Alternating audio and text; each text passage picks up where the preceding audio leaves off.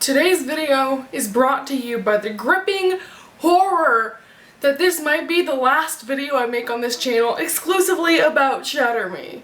And that, my friends, is why we are here today. I will be doing a review on Ignite Me by the ever lovely Tahereh Mafi. I assume you have heard me talk about this series no less than 400 times, so I really don't need to preface why I'm doing a review on this.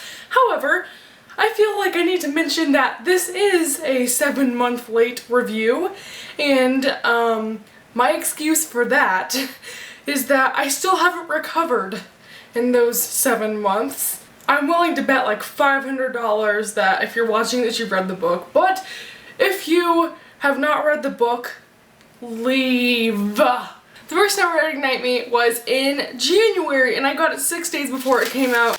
These are the notes that I took on it. There's Warner, Adam the bird, and it's just so much incoherency that I felt like I needed to redo some sort of note thing on this. So when I reread it, I also redid notes upon notes. And that, my friends, is what we're discussing today. So without further ado, Ignite Me time! This favorite series is over. My notes for this are literally titled Ignite Me, and then in parentheses, literally please, I can't handle the feels. The beginning of the book is like my favorite part. I don't know if you can tell, but most of the stickies in this book are at the very top and the very bottom, because the beginning ruined me. I'm actually a little bit mad too, because Warner goes into the whole spiel, like, we won the war, blah blah blah blah, but then he's like, they're all dead, love. We all remember that part, right? And I'm just a little bit angry about this because I read Fracture Me. I am the nub that stayed up till midnight to buy Fracture Me, and read Fracture Me and figured out that no, they aren't dead. They're fine, because Adam said so. So reading this, I'm like, but Adam and everyone is what? No, but then he leaves her alone, and we're stuck with this, like, hysterical Juliet. And then we have this Katniss freaking Everdeen moment at the end of Catching Fire when it's like sadness, anger, and then revenge. And that was the time when I was just like, yes! Finally! So I'm freaking out, like we're gonna do some stuff, we're gonna kill Anderson. My expectations at this point of the book are like, up here. So I am a turbo idiot. I read Destroy Me when it came out in 2012, and I never reread it, never had any thoughts of rereading it. I was like, yeah, Warner! And like, didn't even think it would be important. But as I'm reading Ignite Me, and as the whole thing is unraveling, and like, it was all a simulation, and the Seamus Fletcher guy, who by the way has a very Harry Potter sounding name, deserved to be shot because he hurt his family, that all was in Destroy Me. But I was so oblivious, and I had forgotten everything, that I was surprised all over again, like, wow! Warner isn't as bad of a guy as I thought he was. I was the only one who was like, this changes everything. Let's have a moment and just like reflect on Warner's closet. You have got to be kidding me. It's just, it's funny, and I love him so much, and it's such like an unexpected, well, not unexpected thing, but like I actually like hate this character so much that I love him. Is that even real? Can that even happen? And like, who even has, what guy has a closet bigger than his own room? This is, you're absurd, Warner. Next point. As much as I love Warner, and as much as I've talked about loving Warner, there's just one thing we have to touch on that I'm not too keen about. One of my #1 bookish pet peeves is when guys in books are like, I know you love me, you just don't feel it yet. And Warner got that way just a little bit, and he was like, you know we're right for each other. And it's just like, as much as I know that's true, and as much as I love you, stop. And then we get to the part which is like the best part of the whole book. Kenji being Kenji. Kenji. I love him so much. Kenji is my bae. He is the glue that holds the pages to the spine of this book. He becomes this person that like helps everyone figure stuff out, and he's this best friend to the main character that, honestly, I can't even imagine this book without Kenji. So, A+ to Kenji. And honestly, Adam makes me want to punch myself in the face. Every single word he speaks, I'm just ready to like tear the pages out and be like, goodbye. As much as I understand where all of his hatred is coming from, like jealousy and stress and everything else, that the reestablishment, how weird and random is it for him to just get so cruel all of a sudden? It's like Tahara intended for Warnet to be together, and for that to be like a real thing, she somehow had to get rid of all the feelings everyone had for Adam. He became like a villain in this book rather than just like an OTP. And among all the fighting and everyone saying bad words to everyone and all the drama, and Adam calling Juliet stupid, I wanted to punch him in the face, I want to punch myself in the face, I want to throw my book at someone in the face. So much anger. But then I think my favorite scene in the whole book, well, I'm gonna say this like 17 times, I have like 84 scenes that I like in the whole book, but one of the most pivotal scenes that sticks with me is the Juliet Warner pager scene. Like, don't even talk to me. And she's like, click, click, click, click, click, click, click, click, click, click, click, click, click, click, click. And then Warner is just like, Juliet, I can't handle anything. It's the first time in the whole series that they're all getting lovey-dovey and hugging, and he's like, are you okay, love? And I just, no, I'm not okay. I'm not okay. I think that was one of the scenes where I initially was like, this is him. This is him. Favorite scene ever. And it's like, this scene is just almost a turning point too, because it's so raw and so public that you kind of get the feel that like, how do you recover from that? Warnet! But then, this is the part of the book where all the sexual tension begins. The reason why Unravel Me isn't one of my favorites in the series is because the whole book, it's, do I love Adam? Do I love Warner? And I'm just kind of over all that tenacity, how do you say that? I have no idea. But this whole book, it's always, you can tell she's in love with him. It's like, stop, girl. Stop. Just follow your dreams. But the whole book, she's getting close to him, and he's like, no, I can't. And she's getting close to him, and he's like, but you broke my heart. And I can't handle it. And it takes up until page 300 and something for things to finally be okay. Then we get the information about the bird. The bird isn't Adam anymore. The bird is Warner with his yellow hair. It changes everything. I mean, like, the whole point of the series is she wants this bird. And she finally has him.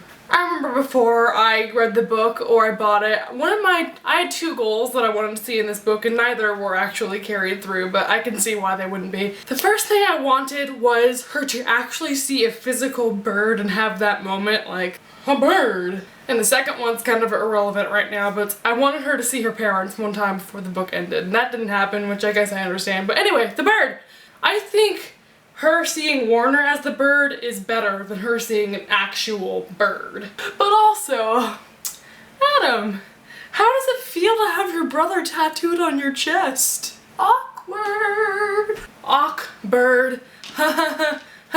Follow for more puns. And we finally get the chapter about how he got his scars. I go into this chapter like, yeah, I'm ready for this. I wasn't ready. I wasn't ready. It changes everything. My poor precious baby. Why would anyone lay a hand on you? Can you see this hair? This is the result of Ignite Me fangirling. That completely ruined me, and it drained me, And I think after that chapter I kind of had to take a break because I was like, I can only take so much of sad Warner before it becomes emotionally hysterical Whitney. But then it gets worse because in the same chapter we get this, I'm just gonna read to you. "Then why did you bring me back with you?" I ask angrily. "If you don't even want to see me, why don't you understand?" He looks up at me and his eyes are so full of pain and devastation, it actually takes my breath away. "Understand what?" "I love you." I would drop this book, but it's my holy copy, so let's just like place it on my bed gently. I need a sip of my drink to calm down. Dang, Warner. I am a mess right now. My OTP. After this scene, I had quite the spell of depression, and I pulled up my favorite sloth video to make myself feel better.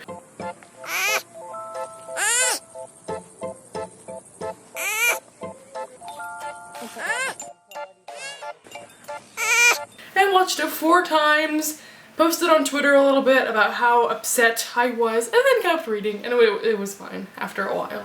I think, and also one of my favorite parts of this series is whenever they're all sitting together in the training room finally, and they're talking about Juliet's power, and she's like, "Yeah, I can break things," and then everyone's like, "Really?" But Winston, the Bae, Winston is the one that's like, "Show us, what can you do?" And then she like casually just breaks something, and then he's like, "Oh my god!" And I think that's like one of the most priceless scenes, because he's like, "Do it again!" And Warner's like, "No, no, my property, don't touch anything." And that's just like one of the funniest scenes in the whole book, is you finally get to see her show other people her power, and they're like, and that was only the first page of notes, my friends. One of the main things I wasn't really a fan of in the middle of this book was that there was like no actual description of time passing. I just felt like the whole middle of this book where they're training and talking and whatever is just like a blur, and I guess that's my fault because I read so fast because it's a Shatter Me book. Part of me wishes there would have been just like more small action-y things put into that. Kind of, I don't know, I think I'm just complaining because the book is smaller than Unravel Me, and I'm just like brainstorming ways to make it bigger because more Shatter Me is always nice. But I love how since Juliet and Kenji are training together now that they have a lot of extra time to talk, because one of the things I really liked during one of these training things, one of their talks during training, is she's talking about how much she regrets her old life, and it's like, character development. And it's like, yes, yes, end the book here. Like I was talking about Juliet's character development, it's so weird but cool to see Juliet so violent toward her friends. Like every scene she's like, "Kenji, shut up. I'm gonna punch you, Kenji. I'm gonna kill you, Kenji." And it's just, it's good to see her so like ready to take someone down, but at the same time it's like, I need a whole nother book to get used to this new Juliet. Because the new Juliet is cool and strong, and honestly I don't miss the old Juliet who's like, "Oh no, my life."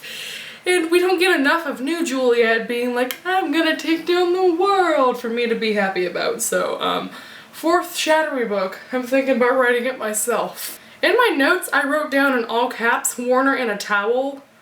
So that's probably really important, but I have nothing else to say about it, so Warner in a towel. And then like the best part of the series, have I already said that like 10 times this video? I don't care. When James and Warner finally meet. The first time I read this book, I just kind of was like, not skimming everything, but it didn't really sink in. So whenever I was rereading it and I noticed the detail, Warner kneels down to get to James's level when they first talk.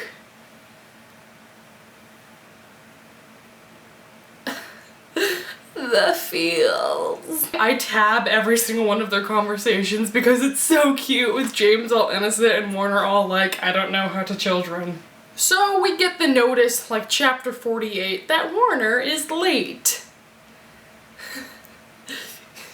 And look me in the eyes and tell me the first time you read this you weren't like, something happened to him, he's gonna die, what just happened to Warner, why is he late? We get to the actual chapter 50. I'm sorry, I'm assuming that you know what chapter 50 is, but chapter 50 is the chapter where she goes back into Anderson's mom person's house and finds the bed empty and Warner on the floor crying. I was crying. I am kind of upset that we get this huge backstory on his mom, which by the way, like, plot twist. So we get this huge plot twist where the mom is like Juliet and he's trying to find a cure and she just dies. What? We were supposed to see her and hear about their childhood memories and I'm pretty upset that she died rather than us getting to meet her and be like, tell us about baby Warner, but whatever. I guess it just further proves that Anderson is horrible. And I'm not completely sure if she died just because, like, everything was going on, or if Anderson might have set something up to have her gone. It's never really clarified, and I'm not gonna try and guess one or the other, but yeah, definitely sad about it. So we've already talked a lot about Adam, but I'm gonna go back to it because this is where it reaches the part where they're back in the training room where he's starting to get, like, borderline abusive, which is in a way completely unnecessary, but also really just helps solidify how much we're supposed to hate Adam. He's like threatening her that he's gonna get all up in her face. Adam, what is wrong with you? You thought this is how you attract a mate. But really, I'm not gonna complain too much because something that comes out of this whole fighting, getting physical thing is that he decides to make Juliet touch Kenji. And nothing happens. I don't know if I was expecting it. I think part of me was like, well, duh, she can touch people if she can control everything else, why couldn't she? But at the same time, I was like, everything has changed. So yeah, that's definitely one of the greater parts of the book, is whenever she realizes she finally has control, complete control over this thing that has just constricted her whole life into being something else. I really wish it could have focused a little bit more on that, because we get this huge reveal, like, I can touch people, I'm shaking hands, holding people, but it's like, she's just happy about it, and it's like, don't you want to describe what it feels like to finally be able to touch someone and, like, your emotions a little more? I just felt like it was a little bit lacking because she was like, yeah, it was cool. Chapter 55, let's go. And that's cool, I guess, but again, Juliet. Now we have to talk about chapter 55. Okay, shake it off. Obviously, I was really happy with the chapter. I feel my heart beating. I had legit butterflies in my stomach reading this. I am just like the biggest loser about this because they are fictional people doing fictional things, and I was just getting so emotionally affected by it. You probably can't see this, but this is me sobbing about Warnett. So yeah, going back into the chapter, and I don't know what to even say because everything was perfect. Warnett.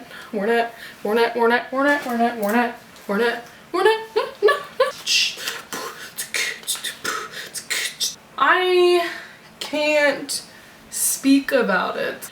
10/10 would recommend. So like I said, after this chapter, I just started crying and I was just hysterical. I had to watch American Horror Story to cheer myself up. I watched 4 episodes of American Horror Story, but I was like, alright, I feel horrible, I feel paranoid, I feel disgusted. Back to chapter 56. This is all the second time I read it. The first time I read it, I was in class. I was at lunch and I was just like that little kid in a classroom like and everyone around me was like, Whitney, what are you reading? But chapter 56, I don't know how it could have gotten any better. I mean, if hysterical, sad Warner is what gets me at my ultimate low. I think sleepy Warner is what gets me at my ultimate high. So after that, I'm kind of ready for the book to end. I'm like, it's gonna go downhill from here. We already know Anderson's gonna die. Goodbye, everyone. I'm checking out. Now that we finally have obstructed this wall between them, it's like the most weird relationship, because I'm so used to them being like separate people and now they're like joking with each other and they're comfortable with each other. That's the weirdest thing. They're comfortable with each other finally. I mean, it's a good thing, but it's a weird thing. And then we get to the scene where they're all like, let's take over the reestablishment. Let's rally the Sector 45 soldiers. I couldn't rationalize why in 5 minutes every single soldier of Sector 45 would be like, yeah, we should rebel against the thing that we've been working with for the past few years. And it was a little bit absurd to me, but as if the drama and feels weren't already running high, we get Adam and Warner finding out they're brothers. The first time I read this, I'd already assumed that Warner knew, because I guess scuttles happen. I assumed he had overheard it at some point, and I guess that's not true.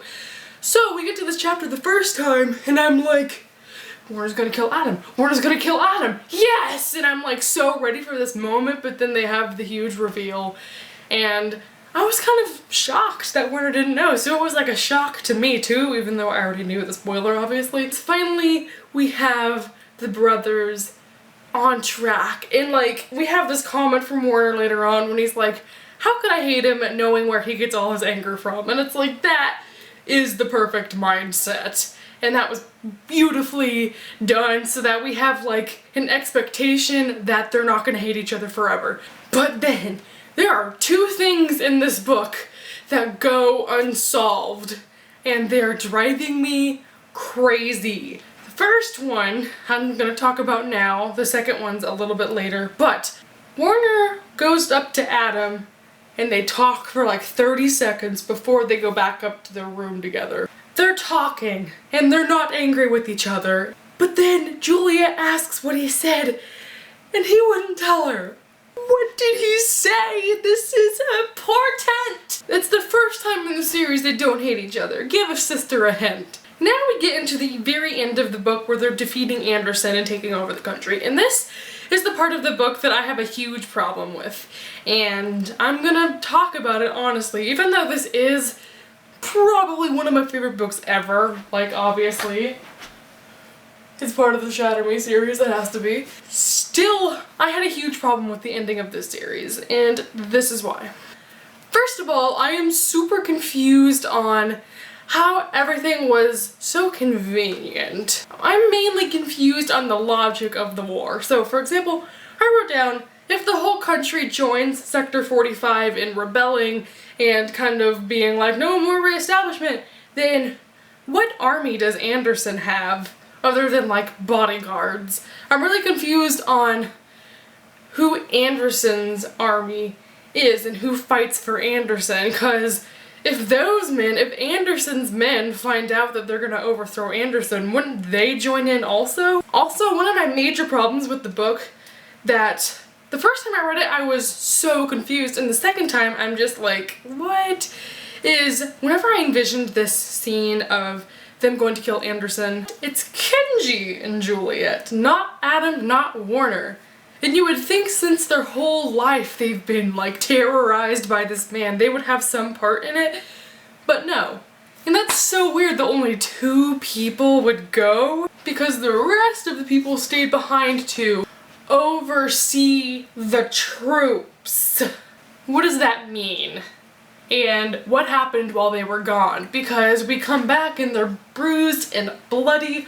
What happened at Sector 45 while Juliet and Kenji were gone? And this arises the question, would this book have worked well in a dual perspective? Which brings me to the feelings of, what if this book was in Warner's perspective half of the time? We could have this whole conflict playing out where you see Juliet going after Anderson, Warner and whoever else taking down whoever else while they oversee the troops. Because I have no idea what happened there, and that's very frustrating for me. I don't understand how Juliet and Kenji could get separated. in the first place. He's like, come down 5 seconds after me, and she does. And then he's gone, and there's no communication, and we don't get any explanation where he went and why.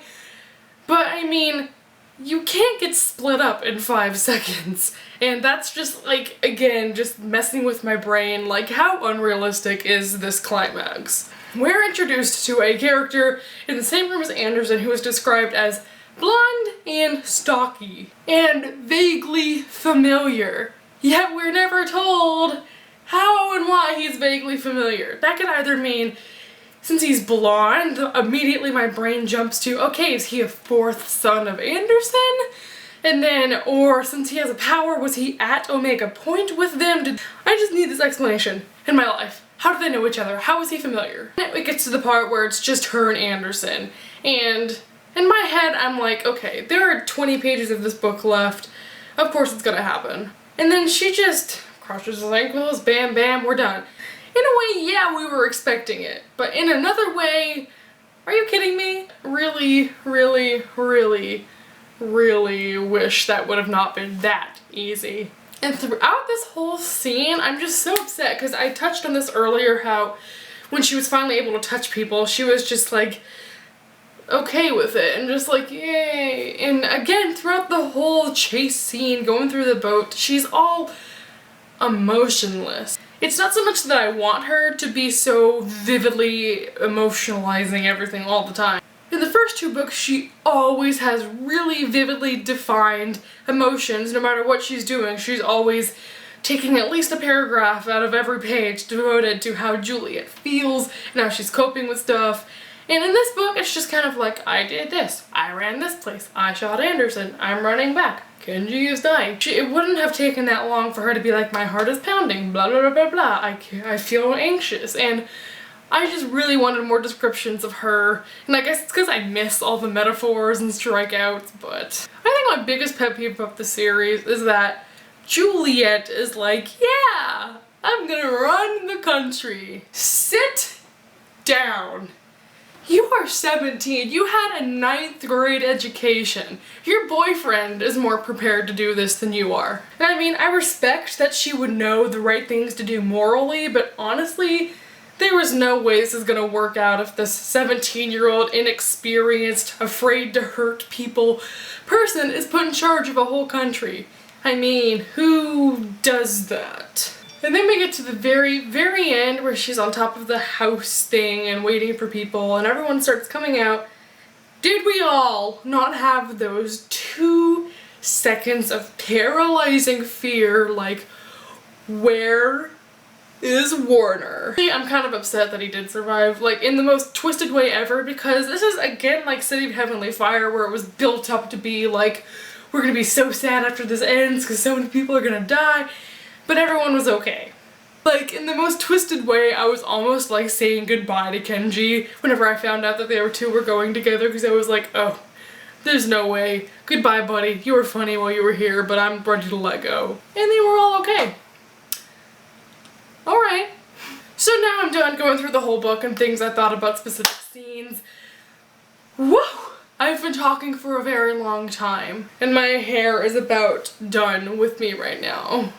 So let's get a little overview going. First, I just really missed the way it was written before with all the metaphors and stream of consciousness. Now it's more of like a, I walk to this place, I kiss this boy, I do la la la la la. And there was just way less of that metaphorical explanation of things that I really, really found myself missing.